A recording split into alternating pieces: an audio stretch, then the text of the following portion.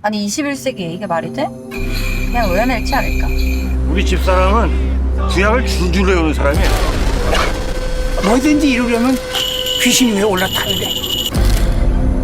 왜 이현지 씨 이력이 윤지 씨 이력이 됐는지. 국방부 정사로 들어간다는 말 사실입니까? 저 아파트 자리도 저거 백화점 무너진 자리 아니야. 명자나 걔 엄마 다들 그놈이 추술에 빠져가지고 김충석이 그놈이 그것을 데리고 왔어. 내가 웬만한 무당보다 더 잘 본다니까. 더 이뻐야 해. 나는 영적인 사람이거든. 이제 어떻게 해야 돼? 분명히 대통령 마누라가 확실해. 당신 잘할 수 있지? 비상 계엄을 선포합니다. 야미요리 대신 문호요. 지들이 나라를 세우겠다고? 미친.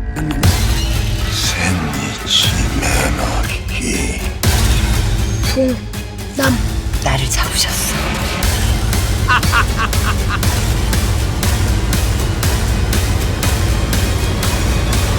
국민 여러분께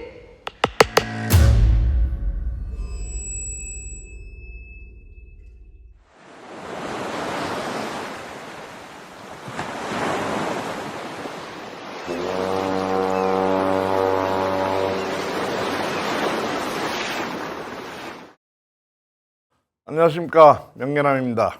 안녕하십니까. 네, 저는 김두일입니다. 네, 두일이 형과 함께 하고 있습니다.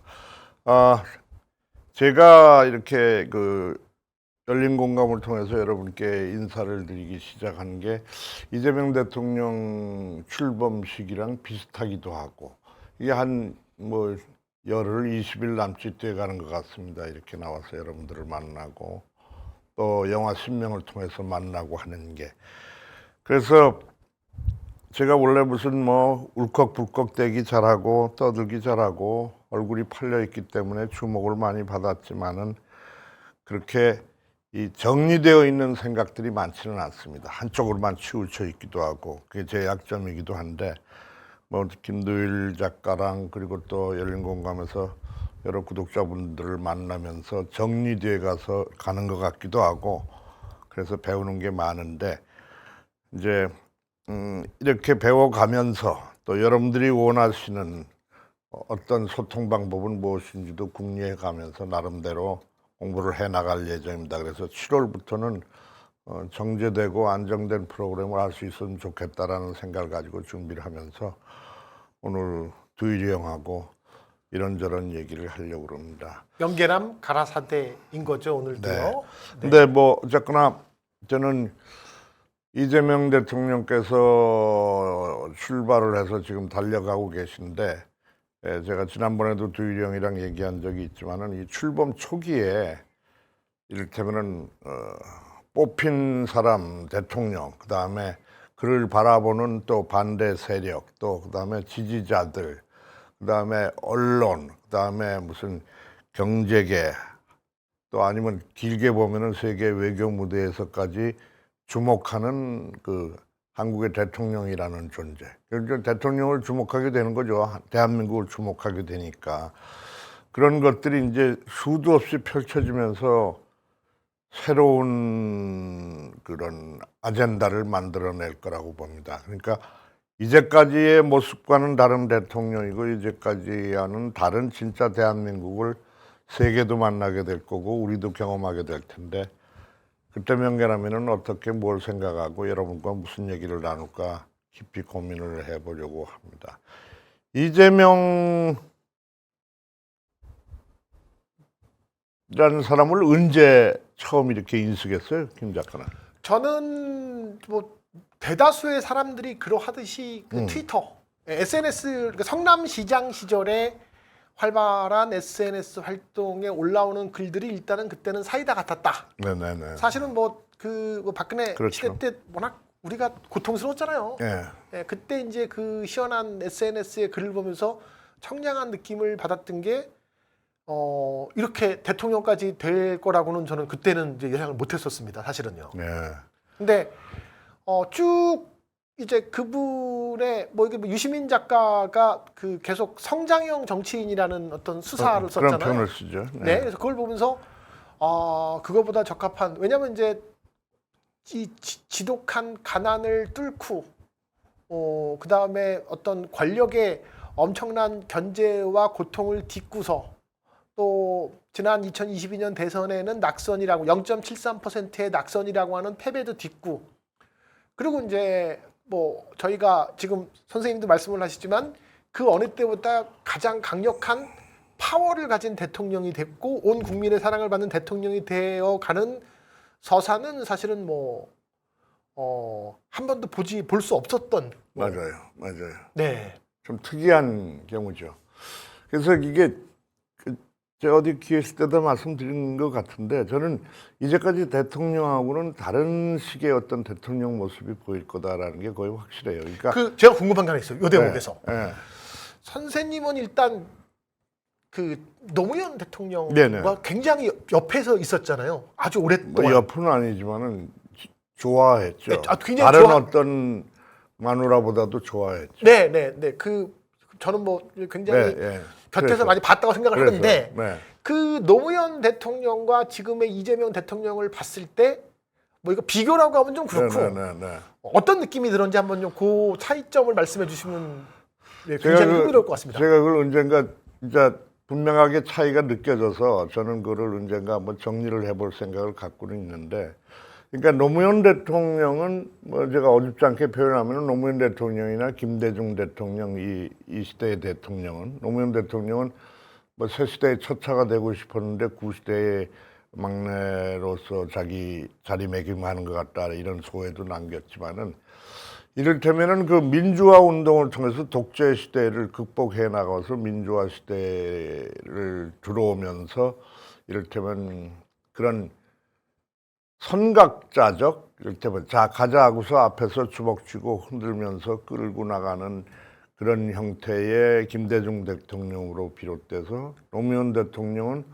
완전 서민 출신의 대통령으로서 그런 것들을 이제 정리를 해 나가는, 그러니까 인물에 의해서 나라가 통치되는 게 아니라 당신도 시스템이 나라를 움직이는 세상이 됐으면 좋겠다라고 네. 얘기를 하셨는데, 결국 뭐 정확하게 하면은 성공하진 못하셨다고 볼 수 있죠. 네.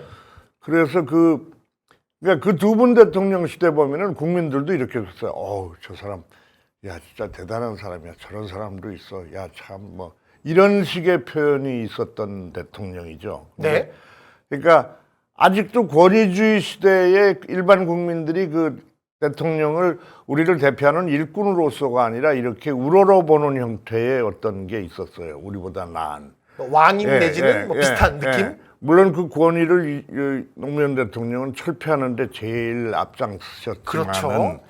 근데 이제 이재명 대통령 같은 경우는, 이재명 대표 일꾼 대통령 같은 경우는 그하고는 좀 결이 다르다. 그러니까 정치를 바꾸자, 민주주의를 어떻게 하자 이런 커다란 아젠다를 수행할 사람도 아니고, 그 시대도 지났고, 이제는 실제적으로 당신께서 경험한 행정개혁과 국민 민생 밀착형 그 업적들을 통해서 쌓은 가렵고 아픈 데가 어딘지를 직접 찾아서 챙기고 일하는 대통령. 그러니까 어떻게 보면 실용주의적 실무형 네. 그런 식의 대통령. 그러니까 어떻게 보면은 저는 함부로 얘기하는 것일지도 모르지만 뭐 대통령이 저래 할 수도 있는, 그러나 무지하게 열심히 일하는 네. 현장 속에 있는, 지금 당신은 지금 빨리 아마 지금 돌아오셨지만은 외국에 어차피 다니시게 될 텐데,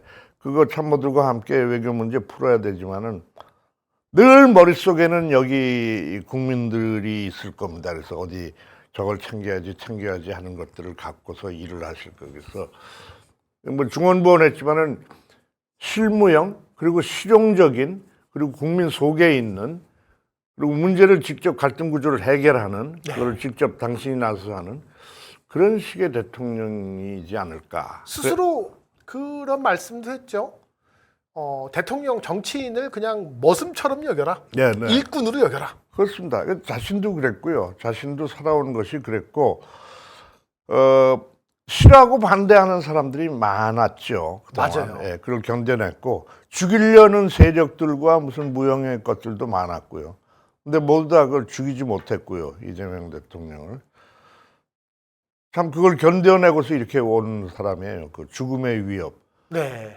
뭐 펜으로다가 뭐 언론에서도 그렇고 검찰로도 법으로도 뭐 칼로도 뭐 총으로도 위해가 있었는지 모르지만은 그거를 그냥 의연하게 뚫고 나는 내가 해야 될 것, 내가 이 땅에 소년공으로 그 도시 빈민 노동자로 태어나서 아프고 어려운 기울어진 이 세상에 이거 질서 이거 바꿔야 되지 않아라고서 치열하게 자기 관리를 하면서 도전하고 이렇게 온 여정이잖아요. 그렇죠. 그러니까 그게 웬만해서는 쉽지 않은 일입니다. 그게 이제 삐뚤어지기도 쉽고. 그럼요. 가정이 얼마나 그렇게 유혹이 되면은, 네. 많겠습니까? 근데 그걸 그렇게 견뎌왔다는 것. 그리고 그러면 저 사람은 결국 무엇을 하려는 건가? 뭐 이런 생각을 우리가 해볼 수 있죠. 네. 이제 한번 물어보기도 쉽고 그런데 이제 뭐 할 건데? 어떻게 할 건데? 제가 예전에 그런 얘기를 들어보고 얘기한 적은 있는데 좀 잊어버렸어요. 단어로 정리는 되지 않는데. 그러니까 저는 그 해야 될 일들, 하고 싶은 일들이 많습니다. 뭐 가야 할 자리나 이런 거보다 이런 얘기를 둘이 나눴던 적은 있어요. 그래서 기대가 되고 새로운 스타일의 요새 뭐 저 정치학과에서는 대통령학이라는 강의도 많이 하는 모양인데 새로운 대통령학의 개념을 만들어내는 전범이 되지 않을까 싶습니다. 그러니까 다음에 대통령이나 다음에 대통령이 되려는 사람들이나 다음에 단체장이나 국민의 대표 일꾼이 되려는 사람들, 뭐 도지사든 시장이든 이런 사람들도 훌륭한 전범 모델을 발견하게 되고 일하기가 쉬워지지 않을까. 네. 어쩌면 공무원들은 좀 힘들지 모르지만은 그 대신 공무원들은 국민 밀착형의 근무 형태가 바뀌어지면서 자기들도 신나게 보람있게 일하는 형태로 바꾸지 않을까. 이게 굉장히 답답한 얘기인 것 같은데 이 점을 과연 언론에서 주목할까요? 늘 옛날 그 이를테면 권력은 비판해야 된다는 개념으로다가 보기 시작하고 그렇게 보면은 이 양반의 실체나 이 양반이 한국에서 이 땅에서 일꾼으로서 저지르려고 하는 그 일들을 제대로 보지 못할 가능성이 아주 농후하죠. 그렇죠. 옛날 식으로 보면은. 그래서 그거를 한번 지켜보는 재미. 그리고 이 양반이 대통령 일꾼으로서 또 당하는 고통과 그 비난과 그 갈등 구조를 극복해 나가는 그 기가 막힌 모습들을 저는 볼 거를 기대하고 있습니다. 네. 그러니까 이 양반이 했던 말들을 제가 이렇게 썼던 거 있는데 한번 한 말씩 봅시다. 좀 아주 독특해요. 그 사진 자료 좀 하나씩 볼래요? 제가 읽어보겠습니다. 좀 읽어보세요. 두려움 때문에 시도해보지 못한 길, 기득권 때문에 가지 못했던 길, 앞장서 국민을 위한 길을 열겠습니다. 이재명이 합니다. 이게 물론 변호사 출신이긴 하지만 말들이 확확 돌아요. 두려움 때문에 시도해보지 못한 네. 길. 되게 저러거든요. 저 정치인이나 무슨 공직자들이 네. 굳이 편한 길을 가려고 그러지 뭐 이렇게 억지로 새 것을 한다든가 이런 것들은 이렇게 어렵습니다. 맞습니다. 근데, 노무현 대통령도 그렇고 이재명 대통령도 그렇고 두려움 때문에 시도해보지 못한 길, 기득권 때문에 가지 못했던 길. 로버스트 프레스트의 그 갈 수 없는 길이라는 시 귀절이 생각나네요. 오케이. 저도 그 생각을 했습니다. 기득권 때문에 가지 못했던 길. 어쩌면 기득권이 가장 또 미워하는 노무현 대통령을 미워했고, 그렇죠. 지금 이재명 대통령을 미워하고 모든 뭐 맞아요. 저항 세력이 다 기득권들 아닐까요? 네. 기득권. 그 기득권자들, 근데 그들과 함께 대화를 해나가면서 얘기를 그들이 가진 능력이나 그들이 가진 해안도 끌어내고 그걸 수정해 나가면서 가겠다라는 지금 아무도 가지 않는 길을 가겠다는 거거든요. 네. 그러니까 저 길이 그렇게 만만하겠느냐라는 생각이 들면서 이번에 이제 우리 국민들의 지지를 통해서 일꾼이 됐으니까 저는 기대해 볼 만하지 않을까. 그냥 물러서는 사람이 아니에요. 그냥 물러서는 사람이 아닙니다. 이제 이 대목에서 한 가지가 더 떠올랐어요. 뭐냐면은 노무현 대통령께서는 거의 비슷한 생각으로 그동안 누구도 걷지 않았던 그렇죠. 길을 이제 갔는데 맞습니다. 그 시대적인 상황이 이제 노무현 대통령이 그 길을 갈 수 없도록 사실은 환경이 그랬죠. 네. 지금은 이제 국민들의 정치 의식과 수준이 충분히 올라가서 또 이제 지금 뭐 이재명 대통령이 스스로 말씀하셨던 이 지도자는 머슴이고 일꾼이다. 이제 그 정치 가치에 대한 것도 유권자들이 충분하게 이제 그 학습이 되어가고 있기 때문에 이재명 대통령이 그 갈 수 없었던 길을 노무현 대통령은 비록 가다가 뭐 이제 뭐 끝내 가고 싶었던 길을 네. 못 가셨지만 예. 이재명 대통령 시대에는 왠지 갈 수 있지 않을까라는 한번 기대를 네. 해보게 됩니다. 맞습니다. 새 시대를 열 것이다. 그리고 그걸 우리가 계속 지켜보면서 응원해야 된다. 한번 해봐 하는 것으로는 부족하다. 네. 저는 이걸 강조하고 싶고 네. 다음 글 하나 다시 보여주죠. 어젯밤 꿈에 이유 없이 작업반장에게 두들겨 맞고 터진 코피를 주먹으로 훔치며 입술을 깨물고 다시 작업대로 향하는 손영공 당신을 보았습니다. 야, 이게 참 이건 아프네요. 이건 제가 쓴 글인데 네. 제가 썼던 건데 그 이제 지난번 대선 때 나왔을 때 이제 제가 연설 원고를 정리하다가 썼던 글입니다. 그러니까 뭐 작업반장에게 이유 없이 맞고 그다음에 무슨 뭐 또 다치기도 하고 그렇게 지났지 않습니까? 네. 그래서 저는 상상할 수 없었던 유년기를 청소년기를 보내신 보냈다고요. 그러니까 네. 그거를 제가 그냥 배우적 감성으로다가 한번 상상해 본 거예요. 그러니까 저랑 그 12살 차이가 나지만은 12살 차이가 난다고 그래도 띠동갑이네요. 예, 그렇게 저렇게 심각할 정도의 가난 속에서 살았던 거는 물론 제 또래에도 중학교를 못 가고 하는 친구들이 있긴 있었습니다. 제가 대구에서 자랐는데. 네. 근데 그 12년 후에도 저런 그 도시빈민 노동자로서 저렇게 이를테면 중고등학교 시절에 친구 없이 학교 없이 그렇게 지냈다라는 것들이 저는 상상이 좀 안 가는 거죠, 상상이. 그 지난 G7 정상회담에 예. 브라질의 룰라 대통령과 이재명 대통령이 같이 이렇게 어깨를 나란히 하면서 이렇게 툭툭 치면서 가는 장면이 있었어요. 아, 저도 봤습니다. 네, 그 장면을 보면 룰라 대통령도 이제 공장에 프레스에서 손가락을 잃었고요.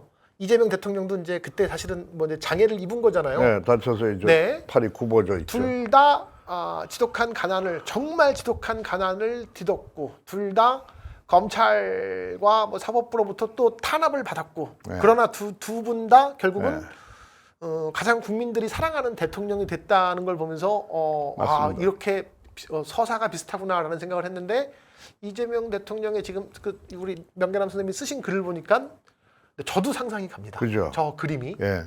우리가 저 이재명 대통령 얘기를 할 때 뭐 룰라도 그렇고 가난과 어린 시절의 고통을 견뎌낸 사람이라는 것을 강조할 수밖에 없는데 네. 그래서 가난을 무슨 뭐 어떻게 이렇게 자꾸 얘기를 하니까 거부감 가지실 분도 있을 거라고 봐는데 이 가난을 통해서 그 청소년기를 이렇게 견뎌오는 사람들이 잘못하면은 사회로부터 소외되고 삐뚤어지기가 쉽거든요. 네.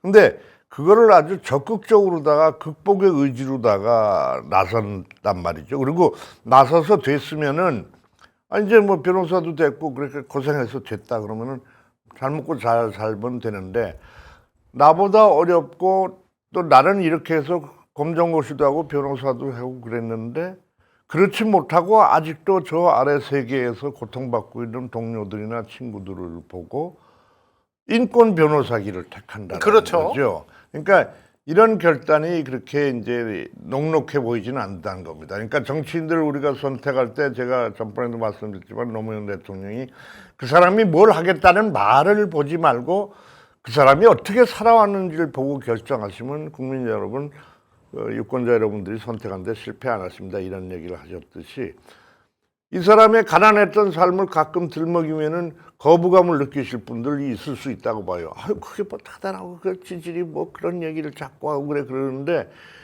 그 과정을 견뎌내면서 지금 이렇게 이 세상을 아우르는 모두의 일꾼이 되고자 하는 자리에까지 올라온 네. 무슨 대단한 자리가 아니라 물론 권력의 자리의 정상이라고도 볼 수 있지만 무지막지한 책임을 가진 자리. 저는 이 점에 방점을 두고 싶습니다. 야, 이제는 신났구나. 이제 저 무지막지한 책임, 시장도 아니고 도지사도 아니고 5,200만 다 오케이. 어디 한번 보자. 저는 그런 기분이거든요. 어디 한번 보자 이런 기분이거든요. 그러니까 이재명 대통령을 그전에도 뭐 싫어하시고 나랑 같은 부류가 아니라고 이렇게 멀리하셨던 분들이 계신 거 아닙니다. 제 주변에도 있고 계신 거 압니다. 지켜보십시오, 여러분들이. 우리가 함께 사는 세상을 나하고는 다른 부류에서 자라난 한 어떤 사람이 우리의 일꾼으로다가 우리가 걷어준 세금으로다가 어떻게 일을 하는지 한번 들여다봅시다. 저도 지금 말씀하셨던 거에 약간만 첨언을 하면 이재명 대통령이 정치를 시작하게 된 계기가 그거였어요. 그러니까 나보다 더 힘든 사람들에게 내가 무엇을 해줄까? 그 사람들한테 기부를 할까? 혹은 뭐 그 사람들한테 단순하게 나의 뭐 네. 갖고 있는 변호사로서의 스킬, 인권 변호? 네. 근데 이거는 이제 굉장히 제한적이잖아요. 그렇죠. 피상적이고. 최대 다수에게 최대의 어떤 뭐 행복을 줄 수 있는 건 결국은 정치의 영역이고, 그래서 이제 정치를 하게 되었다라는 게 이제 그 타임지와의 어떤 인터뷰에서 나왔거든요. 맞아요. 그걸 보고서 이게 정치를 이제 하고자 마음 먹었던 그 이제 동기. 이유조차도 동기조차도 너무나 뭐 존경을 하지 않을 수가 없는 상황인 거죠. 그러니까요. 아까 주인영이 나한테 질문했던 노무현 대통령과 이재명 대통령 한번 어떻게 비교할 수 있어요 얘기를 해봤는데 그 점 가지고 또 이렇게 비교를 하면은 네. 그 정치했던 동기가 이제 그렇게 이재명 네. 대통령이 그렇잖아요. 노무현 대통령이 정치를 시작하게 된 동기를 얘기한 적이 있는데, 그러니까 그 민주화 운동 시대에 그렇죠. 자신이 80년대. 나서서 하다 보니까 자기 아들이 8살인데 얘가 조금 있다가 학교를 가게 되면은 대학을 가게 될 거고, 그러면은 불의가 있다는 것을 알게 되면 데모를 하게 될 것이 분명하고, 세상에 대해서 반감을 가져서 시위를 하게 될 것이고 감옥에 가게 될 것이다. 이게 눈에 보듯이 뻔하다는 거예요. 사회생활이 돌아가는 게. 그렇죠. 그러니까 안 되겠다. 내가 대신 감옥을 가야겠다. 아이들한테는 그런 세상 물려주지 말아야겠다. 내가 지금 감옥 가는 게 낫겠다. 그게 뭐 굳이 얘기하자면 정치를 시작하게 된 동기다, 이런 말씀을 하셨죠. 네. 하여튼 재미있는 얘기입니다. 다음 글 하나 더 보여주실래요? 네. 당신의 9분 8은 못 펴드려도 당신의 뒷힘이 될게요. 이재명. 이렇게 있습니다. 그래서 그 장애를 안고 이렇게 살고 뭐 그런 과거의 그런 아픈 기억이나 이런 거 못해도 우리가 이제 이재명의 뒷팀이 돼서 그를 응원하자 하는 뜻으로 제가 이제 썼던 그림입니다. 네. 그래서 저 1인 시위처럼 이렇게 피켓으로다가 만들었었던 건데 여러분에게 권하고 싶습니다. 작금의 상황에서 뭐 그 여전한 기득권의 저항과 그다음에 또 성질 급한 뭐 민주진영의 시민들, 뭐 이제 대통령 되신 지 이제 뭐 2주 정도 됐는데 2주 만에 왜 이렇게 세상이 안 바뀌어?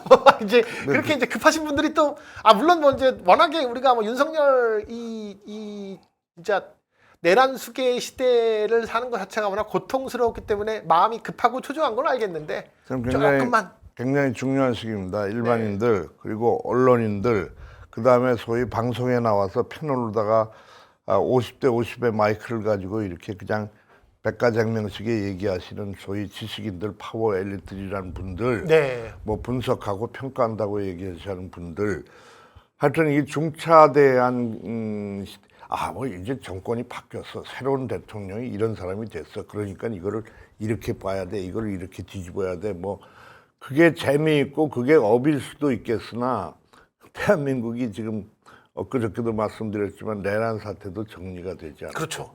어떻게 내란 수괴가 지금도 길거리를 걸어다니는 형태가 있습니까? 그러니까 저는 이게 외국에서 보면은 참 이해가 안 될 것 같아요, 이놈의 나라가. 아주 다양성이 있고 진짜 이상한 폭발력을 가진 나라이긴 한데 굉장히 이상하게 보이는 거죠. 이게 어떻게 저럴 수가 있을까? 그러니까 우리가 단죄의 역사를 가지지 못한 나라인데 이게 아주 이 내란을 초결해가는 국면도 지난하면서 여러 가지 과정을 거쳐야 될 것이고 뭐 할 거라고 봅니다. 할 것이고 그 와중에서도 또 무너진 대한민국을 살려야 되잖아요. 두 가지가 제일 중요하죠. 이게 역대 어느 대통령보다도 강력한 힘을 가진 대통령이라고 얘기하지만 역대 어느 대통령보다도 무지막지한 책임감과 일의 성과를 빠르게 확실하게 내야 되는 그런 대통령이라는 거죠. 이게 뭐 외국처럼 대통령 중임제로다가 무슨 대통령을 2번 연속할 수 있는 것도 아니고 5년 동안에 이재명 그가 우리의 일꾼으로서 할 수 있는 일들의 범위를 그는 분명히 제한적으로 이렇게 설정을 해 놓을 거라고 봅니다. 네. 이 대통령은. 자기가 할 수 있는 일들이 있죠. 근데 그것을 확실하게 이 타임에 정리하지 않으면 안 되는 일들이 우리가 생각해도 우선순위로 있잖아요. 이제 그것도 기회가 되면 얘기를 네. 나눠보고 싶습니다만 뭐부터 해야 될지 우리가 이제 막 훈수도 두는 거지 뭐. 그리고 야단치기보다도요. 네. 저는 그래도 요즘 이제 네타냐후나 트럼프를 보면서 느낀 거는 이 지구상에 어떻게 보면 초강대국들이 뭐 윤석열과 똑같은 상황이죠. 자신들의 범죄를 감추기 위해서 권력을 사유화하고 있고 전쟁까지도 지금 일으키고 그걸 동조하고 있는 상황 속에서 우리도 잘못하면 윤석열이 지금 막 북한하고 국지전 일으키려고 막 그랬었잖아요. 그게 지금 뭐 너무 급해갖고서 내란이 이제 뭐 외환이 아닌 이제 내란으로 갔지만은 예를 들면 당군 할아버지가 우리를 이렇게 하늘에서 굽어보시면서 돕고 있나라는 생각도 좀 들기도 그래요? 하고. 네. 아, 우리 저 김들 작가는 긍정적으로 보시네. 네. 저는 그 G7 그것도 보니까 네. 아 이게 진짜 뭐 동네 저 골목대장들 무슨 모임 같기도 하고 네. 이게 그렇구나 이런 생각이 들어요. 결국 7나라가 대장들이 지들이 대장이라고 우리가 대장이야. 그렇죠. 뭐 우리끼리 모여서 얘기하는데 너네들 근데 와봐 뭐 이런 거죠. 사실 솔직히 그렇죠. 얘기하면 사실 그렇죠. 솔직히 와서 그럼 가서 인사하고 뭐 중국, 러시아도 빠지고 그냥 서방 7개국. 그러고선 뭐 자기들이 세계 질서를 주도하는 양 이제 그렇게 얘기를 한단 말이죠. 그렇게 지들이 정해놓고 네. 거기서 또 우리 트 선생까지는 대장이고 아이고 이건 뭐 이렇게 쓸데없는 얘기들에 윤석열식으로 다 난 지금 바빠서 가야 되겠어 하고서 가버리고 가버렸죠. 마음대로 이게 진짜 아니 그 사람한테는 외교적인 관례나 이런 거 그런 게 지금 통용이 안 되는지 몰라요. 완전히 무슨 깡패죠 뭐. 예 그러니까 그런 질서 시정 자폐. 속에 있고 우리는 그게 세계에서 주목을 하는 나라이긴 하나 아직도 그런 그 지정학적인 문제에서는 약소국에 지나지 않고 네. 그게 참 슬프게 느껴지기도 해요. 이게 근데 저희 그 보도에 나오는 외국 정상들이랑 같이 있는 사진을 보면서 저는 속으로 그랬습니다. 웃기는 놈들이라고 그러네. 니들이 막 이재명 알아? 이재명이가 지금 저 영어 좀 못하고 지금 스페인어 못해서 그러는데 니들 이재명이 강의 들어봐. 니들은 죽어 이 자식들한테. 내가 그렇게 얘기했어요. 네. 너희들 의례적으로 인사하고 뭐 대통령 당선 축하하십니다 이런 얘기 했겠지만 진짜 너희들이 이재명을 아느냐 어떤 사람인지 너희들이 그 나라에서 국가 원수가 돼서 일을 하려는 자세와 일을 하기 위해서 살아왔다는 것과 이재명이 이 조그만 이 한반도에서 살아와면서 이 한국을 이끌고 국민들을 위로하기 위해서 지금 나선 것들의 이 차이를 너희들이 열심히 토론하고 배우고 해야 되지 않을까? 난 그 생각이 드는 거예요. 저도 선생님 말씀에 100% 동의하는 네, 게 지금 뭐 서방 7개 뭐 선진국이라고 하지만 그게 저는 이제 국력이라는 관점을 보통은 이 경제력과 군사력 두 개를 합쳐서 이게 뭐 어느 그러죠. 한쪽만 강한다고 이걸 국력이 네. 강한 나라라고 안 하잖아요. 네. 근데 거기 뭐 7개국 보면은 사실 뭐 이탈리아 같은 나라보다는 우리가 훨씬 더 뭐 경제적으로도 그죠. 우위고 군사적으로도 우위고 다 뭐 그래서 그 뭐 뭐 캐나다도 마찬가지고 그 가위바위보에서 땄나 7나라는? 뭐 고스톱 쳤나 보죠 맞고라. 그래서 저는 이제 그건 뭐 예전에 뭐 영연방 그랬다 혹은 치고. 뭐 네. 그들끼리 이제 뭐 질서인데 그래도 뭐 가서 한번 또 국제 무대 외교 무대에 이제 얼굴을 한 번이라도 비치기 위해서 이제 1박 3일 다녀오셨다고 생각을 하고 네. 왜냐면 이제 우리도 또 한 번 민주주의가 파탄 날 뻔했던 대통령 지금 이 국민에 의한 심판을 받고 내가 다시 국민들에게 선택받은 사람이다. 뭐 이제 맞습니다. 그거를 뭐 이제 알리는 측면으로도 네. 충분하게 뭐 이번 G7은 갔다 올 가치는 있었다. 네. 네. 맞습니다. 이제 그 세계 유수 언론과 학자들도 한국의 민주주의 회복과 그 의미와 이재명이라는 대통령의 출연에 대해서 심도 있게 아마 들여다보면서 정리를 해나갈 겁니다. 그렇게 되고 또 이 정부가 지금 무너진 경제와 민생을 추스리는 일들이 급선무이기 때문에 그게 2, 3년 안에 그래도 조그마한 성과를 내면서 안정화를 시작을 하면서 새로운 의제를 풀어나가기 시작하면은 다시 우리 콘텐츠가 위상을 떨칠 거는 뭐 계속될 거고 그러면은 세계의 정상들이 아마 이재명 집권 후반기에는 많이 몰려오고 배우러 오고 뭐 여러 가지 시스템이 밖으로 퍼져나가는 그런 계기가 될 것 같은 생각도 들어요. 이게 지금 제가 그 앞에 저희 집 앞에 이제 학교가 있는데 서울여대가 있는데 외국인 학생들이 되게 많아요. 어마어마하게 예전에는 이제 중국인 학생들만 있었는데 지금은 뭐 전 세계 각지에서 내가 뭐 이렇게 원래 뭐 이렇게 스페인어권에서 온 친구도 있고 동유럽권에서 온 친구들도 있고 그리고 또 여기서 뭐 조금 저쪽 나가면 이제 그 과기대가 있어요. 그쪽에도 엄청나게 많은 유학생들이 온 거예요. 그러니까 이제 우리나라의 학생들은 또 뭐 어디 뭐 미국이나 영국 뭐 이런 데로 이제 유학을 가지만 지금 전 세계의 학생들이 한국에 오는 이유는 방금 말씀하신 한국의 문화, 뭐 한류, 한국 컨텐츠에 이제 심취하면서 그것을 통해서 이제 뭐 이 문화가 갖고 있는 어떤 위대함이겠죠. 그래서 오는 거 보고 저는 이제 뭐 국가는 지도자를 하나 잘못 만나서 윤석열이 순식간에 이제 경제를 어렵게 만들고 여러 가지 뭐 정치 질서가 후퇴한 느낌은 있지만 그래도 우리가 쭉 쌓아온 문화적 파급력은 여전히 남아 있는 가운데 이제 이재명 대통령이 다시 집권을 시작했기 때문에 요 문화 강국으로서의 어떤 이제 기반은 계속 이어가지 않을까라는 기대를 한번 해보고 맞습니다. 그 속에서 이제 우리 명계남 선생님도 또 이제 어쨌든 뭐 문화예술인 아니요. 뭐 할 수 있었으면 좋겠어요. 네. 뭐 하여튼 이 문화예술계가 완전히 쭈그러들었는데 이거는 우리 김대일 작가랑 우리가 사석에서 많이 하는 얘기인데 이제 한번 정리해야 될 필요성이 있습니다. 이를테면은 영화계든지 공연예술계든지 아니면 순수 미술이나 순수 아트 쪽이든지 여러 가지가 긍정적인 신호가 있으면서도 아주 힘들기 그지없어서 잘못 관리를 하면은 아주 수준이 급격히 떨어질 가능성이 있거든요. 맞습니다. 자, 다음 글 하나 더 보겠습니다. 이재명과 관련된 글. 이건 봤고 너희들이 왜 이재명을 물어뜯는지 안다. 전명.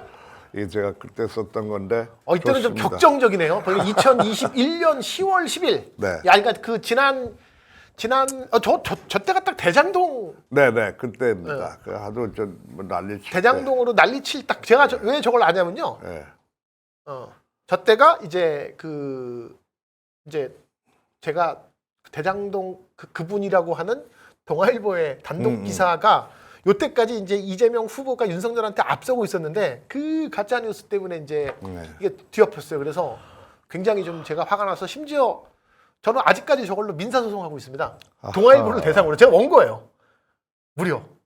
민사? 네, 민사. 그러니까 그럼 이기면 뭐 좀 생기네? 그러니까 한 1,200명의 시민 청구인단을 모집을 해서 그분들이 이제 5만 원씩 냈어요. 소송비를. 그래서 동아일보를 대상으로 각각 1인당 10만 원씩 청구한 소송을 아직도 재판 중이에요? 1심은 패소했는데 그 결정문이 그렇게 불리한 결정문은 아니었어요. 그건 이제 이번에 이제 그 윤석열 파면되기 전에 있었던 일이고 저는 좀 이제 어떤 우리나라 사법부가 굉장히 정치적으로 눈치를 보지 않겠습니까? 그래서 이제 좀 다툼의 여지가 충분히 있고 한번 해볼 수 있다 으쌰으쌰하고 있는데 2심 기일을 안 잡혀주고 있어갖고 제가 저거 하느라고 10번 넘게 서울중앙지검의 민사부에 가서 변호사랑 싸웠던 사건입니다. 저것도. 어떻게 하다 이제 이 게임 산업에서 열심히 일하던 사람이 이제는 거의 변호사가 되어가는 만지 변호사. 소송 전문가가 되어가고 있으니 진짜 참 답답할 노릇입니다. 네. 하나 더 보고 광고를 볼까요? 광고 오늘 안 한답니다. 안 합니까? 네, 오늘 광고 없이 그냥 가기로 했으니까 계속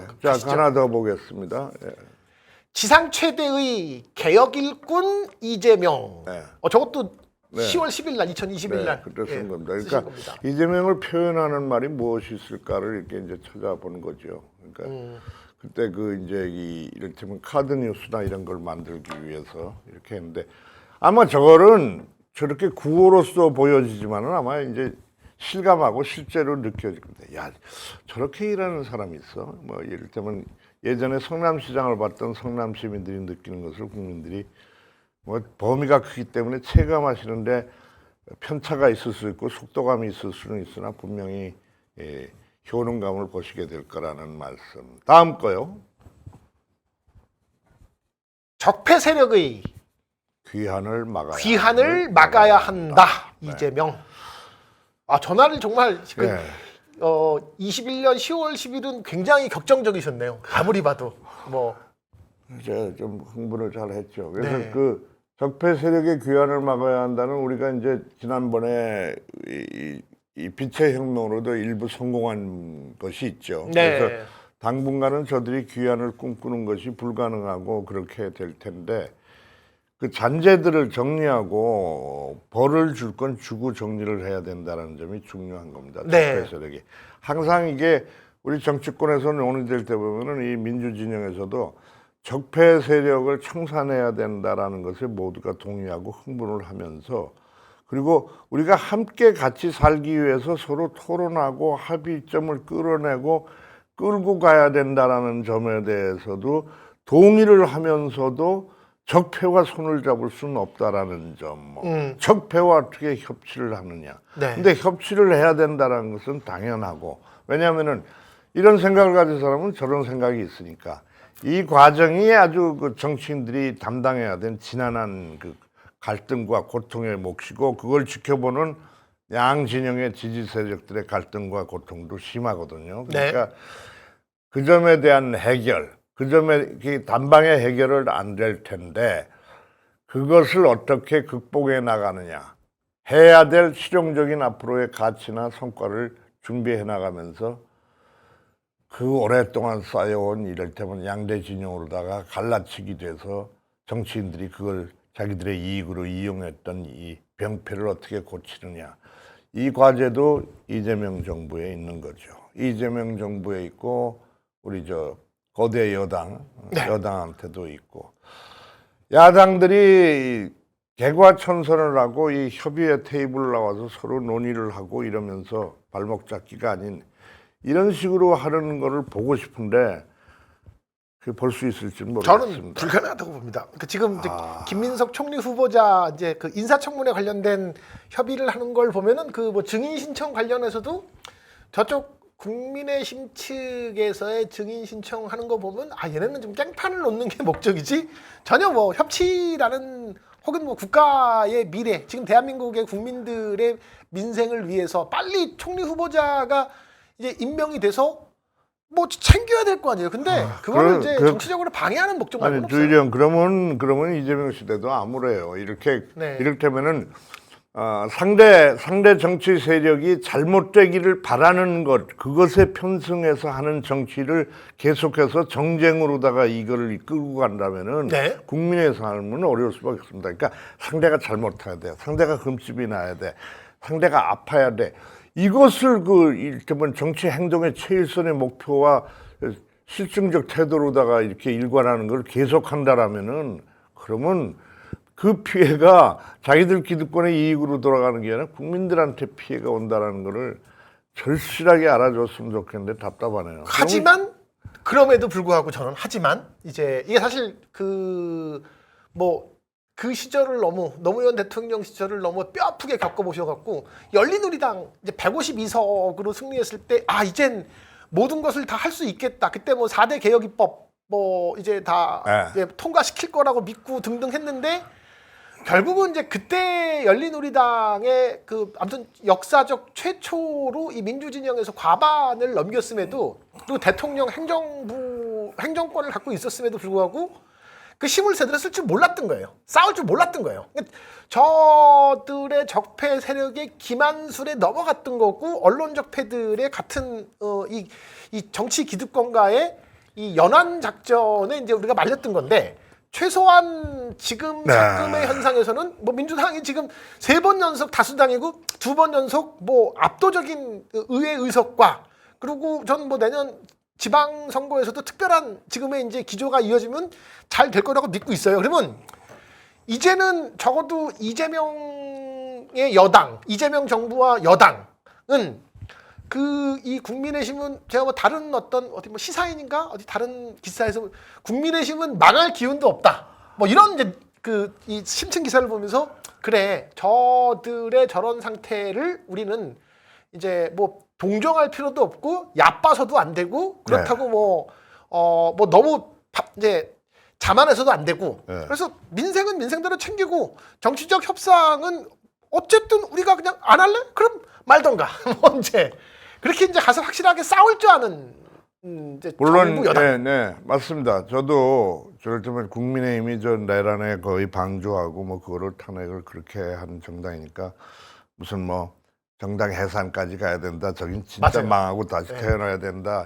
이런 논의가 많고 거기도 일정 부분 동의를 합니다. 진짜 저 새롭게 태어나지면 안 된다. 근데 과연 그런 정규체 선생이나 이를테면 조갑재 정규제, 선생이 조갑재. 얘기하는 것처럼 그 보수의 의사를 대변하는 정당의 모습으로다가 새롭게 재건이 될 것이냐. 근데 한 번도 그런 정당의 모습을 보여준 사람들이 아니거든요. 그렇죠. 그러니까 뭐 저 신뢰가 안 가는 거예요. 그런데 그게 그렇게 건강한 형태의 보수 정당의 모습이 일어나지 않으면은 진짜 이재명 정부가 하는 일이 뭐 신나게 쑥쑥쑥 잘 될 것 같다라는 논의도 있지만은 더 어려워질 수도 있는 거죠, 이게. 그렇죠. 그러니까 이 점이 굉장히 중요한 부분입니다. 그래서 저는 이 방송을 들으시지는 않겠지만 국민의힘이나 저 야당을 지지하시는 분들이나 그쪽에 당적을 보신 분들이나 그러니까 언제까지 민주당이 집권 할 수도 있는 것도 아니고 뭐 평생 하는 것도 아니고 그렇지 않습니까? 이게 서로 그 정책 경쟁을 통해서 이번엔 네가 내가 뭐 이렇게 하면서 왔다 갔다 할 수 있는 건데 그런 역량을 키워야지 그 상대를 말살시키는데 온 정력을 기울였던 어떤 정치 집단, 제가 이렇게 표현해도 용서하시기 바랍니다. 당신들은 그러지 않았습니까? 이를테면은 그 정당의 태생 자체가 나랑 반대되는 세력을 말살시키는 총칼로까지 그렇게 했던 것에 연원을 두고 있어서 그런 것인지 몰라도 왜 반대 세력은 전부 악마화하고 죽이려고 하고 이런 쪽의 형태를 일반 이 민생 정치에서도 보이느냐. 그리고 저쪽이 하면 무조건 반대를 하고 보고 흠집을 내야 된다. 그리고 경제가 망하면 우리한테 유리하다. 뭐 이런 식의 논리를 가진 그런 정당의 행태를 계속 가져간다면은 언제까지 그 지역 정서라고 그 핑계로다가 뭐 내 새끼 할 수 없지 하면서 계속 찍어줄 것이다 이렇게 생각을 하는지 그건 국가의 장래를 위해서도 여러분들의 개인을 위해서도 안 좋다. 제가 아는 후배 중에 그 이렇게 싹이 좋은 친구가 저 당에 있는 게 있어요. 그러니까 뭐 출마한 적도 있고 떨어지기도 하고 그랬는데 그래서 나는 개인적으로 넌 왜 거기 가 있느냐 뭐 그랬더니 아니 뭐 저는 여기서 하여튼 한번 해보고 이걸 바꿔보고 싶고 그렇습니다. 근데 그게 되겠냐 너같이 똑똑하고 그런 애가. 근데 뭐 좀 전혀 보이지도 않더라고요. 그런 친구들은 뭘 고민하고 있을지 저는 아주 유망전도한 사람인데. 그런 일이 있었군요. 네, 그런 생각이 들고 수많은 이를테면은 이번에 이재명한테 설마 찍는데 맨 윗칸으로다가 도장이 올라오지 않았던 수많은 제 또래 70대 어르신들 과연 생각이 어떤 것이 있는지 참 이런 게 궁금합니다. 그러니까 우리가 모두가 의견이 하나로 통일될 수는 없죠. 그건 전체주의 사회니까 그럼요. 생각은 다른 것이 있어요. 네. 근데 다른 거 있으면 얘기를 해야 되고 네. 노무현 대통령이 얘기했듯이 토론을 해야 되고 네. 그리고 토론을 한다는 이유는 뭐냐면은 내가 다른 사람을 설득하는 게 아니라 토론을 통해서 내 생각에 오류를 발견하는 것이 토론이다. 대통령이 이런 말씀하셨거든요.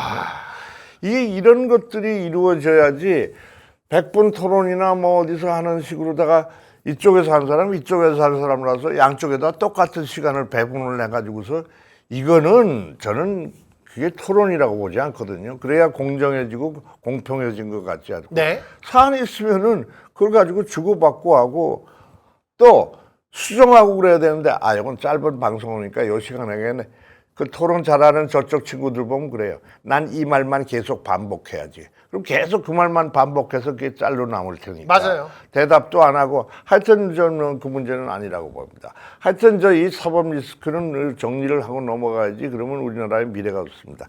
또 경제 문제가 돼도 경제 문제를 하기 얘기를 하기 위해서는 이게 참 야당 대표의 사법 리스크 때문에 지금 모든 정쟁이 이렇게 몰려가고 그렇게 강조해서 이렇게 얘기를 트는 구조. 이 방송에서도 고쳐야 돼요. 그 토론 방법에 대해서요. 그거 진짜 무슨 얘기하다 이렇게 됐죠. 또 흥분을 하네. 이제 토론 그 지금의 이제 다른 정치 집단과도 같이 뭐 토론을 통해서 좁힐 수 있는 그런 사회가 되어야 되는데 이제 그게 안 되는 거에 대한 아쉬움을 토로하신 거죠. 근데 어려서 우리 교육에도 문제 있지 않을까요? 우리가 토론 같은 거 잘 못하는 거 혹시? 그러니까 제가 저도 뭐 이제 아이 둘을 이제 외국에서 아무튼 뭐 외국 학교를 보내다 보니까 느꼈던 게 네네. 한국과 다른 게 끊임없이 에세이, 글쓰기와 토론. 그죠. 그거를 그냥 얘기하게 하고. 언제나 토론을 해요. 언제나. 그 옳든 좋든 자기가 생각하는 걸 얘기를 통해서 네. 다른 얘기를 듣고 수정하게 하고 발견하게 하고. 그러니까 정답을 쓰라는 게 아니고 네. 왜 그렇게 생각하는지에 대한 의견을 더 되게 중요시 여겨요. 모든 시험의 구조가 우리는 사지선다 뭐 이렇게 정답을 이렇게 탁탁탁 이렇게 문제 푸는 머신을 우리도 한다는데. 늦었지만 그렇게 네. 교육합시다. 그렇게 했으면 좋겠어요. 그래서 그 뭐 교육제도 바꾸려면 어디에 얘기해야 됩니까? 교육부요. 교육부 장관. 교육부 장관 누굽니까? 교육부 누굽니까? 지금은 이제 2주죠. 여기 대통령 그 걔 총리 권한대. 그 사람 말고 새로 된 사람 누구예요? 아직 안 됐죠. 지금 이제 총리 김민석 총리 후보자가 이제 인준을 받아야 조각을 하겠죠. 추천을 해야 됩니까? 네, 이제 지금은 이제 아니, 근데 정동영 통일부 장관만 현재 이제 이 교육 문제를 얘기를 해야 될 것 같은데 이거 바꿔야 된다고. 맞아요. 되게 중요한데 그 서울대학교 없애고 뭐 굉장히 국립대학을 다 네. 하나로 통합하고 난. 뭐 굉장히 이제 그 분야도 뭐 할 수 교육 있는 문제. 얘기가 많죠. 그러니까 제가 감히 뭐라고 이렇게 얘기하기 떠들기 좋아한다고 교육 문제도 떠들고 이렇게 하긴 하는데 아마 언론도 이런 식으로 해서 시비 걸고 그러겠죠. 반대 세력들도. 그러니까 우리도 그렇게 얘기하시는 거죠. 우리는 주권자니까. 네. 그런데 이 지난한 문제들이 산적해서 쌓여 있습니다. 이거를 한꺼번에 풀기를 기대하는 것도 그렇고 지치지 않고 강구하고 단단하게 앞으로 나가는 정부를 응원했으면 좋겠습니다. 언론도 마찬가지고요. 저는 매번 이 얘기를 강조할 겁니다. 이제 언론은 세상을 만났습니다. 지난 정부처럼 독재 정권과 같은 정권에서는 언론인 여러분들은 정권의 눈치를 보면서 기생할 수밖에 없었죠. 솔직히 맞지 않습니까? 근데 언론은 진짜 언제 활개를 펴냐면은 민주주의 시대의 활개를 펴는 게 언론 아닙니까? 이제 민주주의가 회복이 됐으니까 언론인들은 마음대로 하셔도 되잖아요. 진짜 마음대로. 입틀막을 안 하니까. 네, 지난 정부에서 하지 못했던 거 마음대로 하셔도 돼요. 지난 정부에서 쪽팔리게 쓰시던 기사들 안 쓰셔도 되고 마음대로 쓰셔도 되는 거죠. 단지 이 정부, 이 민주주의 정부에서는 그것이 허락되고 여러분들이 힘을 발휘할 수 있겠지만 이 정부 하에서는 팩트 체크도 이제 더 심해질 거라는 겁니다. 우리 네. 시민들이 마음대로 할 수 있으나 마음대로 가짜로 의도를 가진 그런 운동장의 선수로 뛰어내려오는 심판이 되어서는 아마 철퇴를 맞을 가능성이 있습니다. 우리도 언론을 보는 눈들이 이제 길이 생겼고 1인 미디어들도 많아졌지 않습니까? 그것을 통해서 무엇보다 지금까지는 어떤 이 정치에 대한 특정한 정보를 네. 정치인과 언론인들이 독점했잖아요. 맞습니다. 근데 지금은 이제 말씀하신 대로 뭐 이제 뭐 열린공간 같은 이 뉴미디어 매체나 아니면 뭐 김두일 같은 뭐 1인 미디어들이 그들이 독점했던 정보를 심지어 뭐 인사이트가 깊진 않아도 저 같은 사람이 이제 해설도 해드려요. 그러면 이제 일반인들 관점에서 봤을 때는 뭐 그 짧은 언론의 이 논조에 이렇게 가스라이팅이 됐던 시대에서 지금은 내가 취사 선택을 할 수가 있는 시대. 그래서 기존의 레거시는 이제 뉴미디어와 경쟁을 해야 되는 시대이기 때문에 예전처럼 그렇게 이제 변화무쌍해요. 우리가 그냥 뭐 이렇게 네. 던져주는 거를 너희는 다 뭐 여과 없이 스펀지가 물을 빨아들이듯이 이 정보를 다 그냥 받아들여야 돼라는 시대는 이제 끝났어요. 하여튼 언론인 여러분들 축하드립니다. 이 민주주의 시대를 맞아서 여러분들이 마음껏 정론을 펼칠 수 있게 된 세상. 정말 이건 진심으로 하는 말입니다. 여러분들이 어둠 속에서 아이고 이거를 써 말어 이거를 쓰면은 저 위에서 데스크에서 제목 고치겠지 뭐 이런 고민을 하셨더니 아무것도 없잖아요. 마음대로 하셔도 되는 김건희 세상이 빨아내는 됐어요. 기사 많이 썼었죠 이전에. 아니 뭐 그거야 뭐 마음대로 하셔도 됩니다. 근데 아마 정확하게 하셔야 될 겁니다. 우리 시민들이, 우리 주권자들이 언론의 창을 통해서 뭘 판단하는 그 범위가 넓어졌기 때문에, 그리고 1인 미디어 말씀하셨지만, 그리고 저도 저 명계남한테 조금 공부한 다음에 명계남 TV 그거 만들면은 여러분들 골치 아파집니다. 진짜 골치 아파질 것 같은데? 아이, 골치 아파질 겁니다, 네. 아마. 근데 제가 할지 안 할지 모르겠습니다. 아직 부족한 게 많아서. 명계남 TV는 미디어로 하지 말고 뭐로? 예능으로 해야지. 뭐로? 예능. 이 양반이 지금 왜 지금. 아유 왜 예능으로 해갖고 이렇게 좀 이렇게 뭔가 명계남의 연기학 개론. 늙은이를 아주 저쪽으로 보내려고 그러네. 나도 이렇게 멋있게 이를테면은 아유 지금까지 멋있었어요 충분히. 그런 게 안 되나. 네, 이제 뭔가 좀 이렇게 아주 속이 짧아서 오히려 그게 나을지도 모르겠지만 네. 과연 늙은이가 여러분들을 즐겁게 해드릴 수 있을지는 모르겠고. 진지한 거는 여기 열린공감 나와서 하시고 명계남 TV는 예능으로 가셔야 되니까 그래야 최진숙도 좋아해요. 또. 모르겠습니다. 네. 그런 관심은 있어요. 저는 네. 만약에 하게 되면은 네.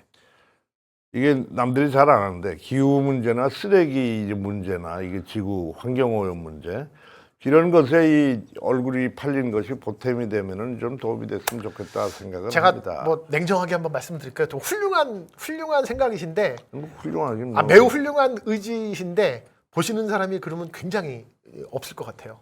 그러니까 이 기후와 어떤 이 중요한 아니, 뭐 환경 문제에 대해서 쓰레기 줍자. 아니, 같이 쓰레기 치우자. 차라리 그냥 저랑 같이 밖에 나가서 이렇게 폐지를 주면서 청소를 하면 그거는 더 많은 분들이 보실 것 그러니까 같아요. 그걸로 그렇게 계속 찍자. 좋네요. 그러니까 예, 같이. 오늘도 줍는 쓰레기 줍는 명계랑 네, 같은 그 같이 주스면서 뭔가 이렇게 좀 시사적인 얘기하는. 아니요. 보통은 남들은 먹방을 하면서 뭐 정치 시사 예능을 하는데 우리는 쓰레기를 주스면서. 그러니까 내가 이제 되도 않는 얘기를 하고 있는 건데요. 네. 이 사정도 잘 알지도 못하면서 그러니까 이 우리 진영의 유튜브 언론이나 이런 데서 지금 이제 시절이 정치 시사판의 정리만도 복잡했기 때문에 정책적인 문제라든지 네. 실질적인 그런 문제까지는 다루기가 쉽지도 않고 이를테면 솔직히 말해서 재미도 떨어지기 때문에 잘 안 다루는 분야잖아요. 네. 그러니까 나는 우리 진영에서도 그런 것들을 좀 다루기 시작하고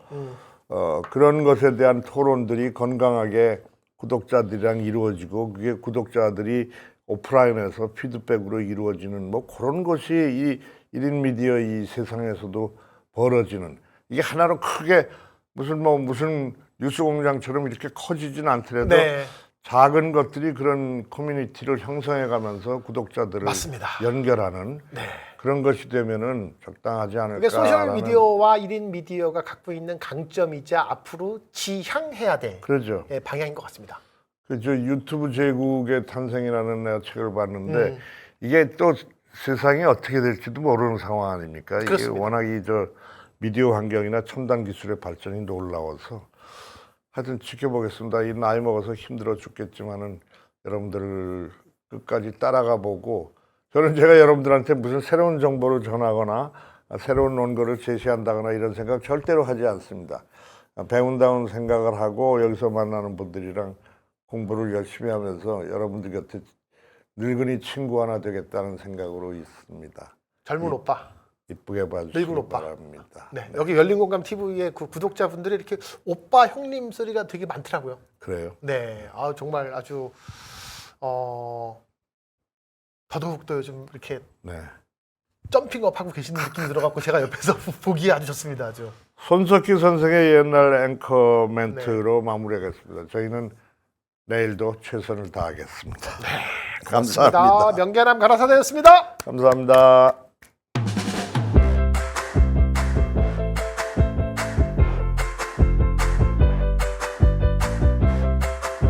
볶음 땅, 볶음 우도 땅.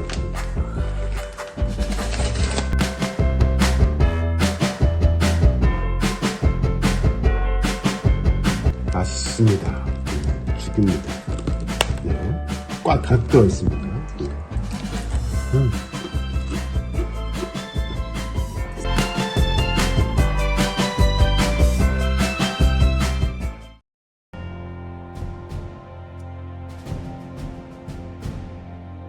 언론의 사명은 반드시 물어야 할 질문을 던지는 것에서 출발합니다.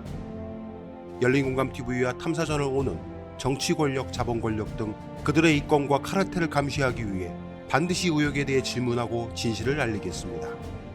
열린공감TV와 탐사전을 오는 시청자 여러분의 후원으로 운영됩니다. ARS 전화 1877-0809를 누르신 후 안내 멘트에 따라 정기 후원에 가입하여 주시길 부탁드립니다. 또는 우리은행 1045-704-387412, 국민은행 787201-04-247879의 후원 계좌를 통해 일시 후원 및 정기 후원도 가능합니다. 그리고 안내에 따라 해피 나눔의 필수 항목이라고 붉은 글씨로 되어 있는 것 등에 기입하여 원하는 금액을 입력한 후 서명하여 신청하기 버튼을 클릭해 주시기 바랍니다. 열린공감TV와 탐사전을 온해 모든 영상의 더보기를 클릭한 후 기재되어 있는 ARS 후원 안내 1877-0809 및 우리은행 국민은행 계좌를 통해 시청자 여러분의 소중한 후원을 기다립니다. 열린공감TV와 탐사전을 오니 오로지 진실 그 하나를 위해 항해해 갈 수 있도록 시청자 여러분이 함께 승선하여 길잡이와 등대가 되어 주시길 부탁드립니다. 감사합니다.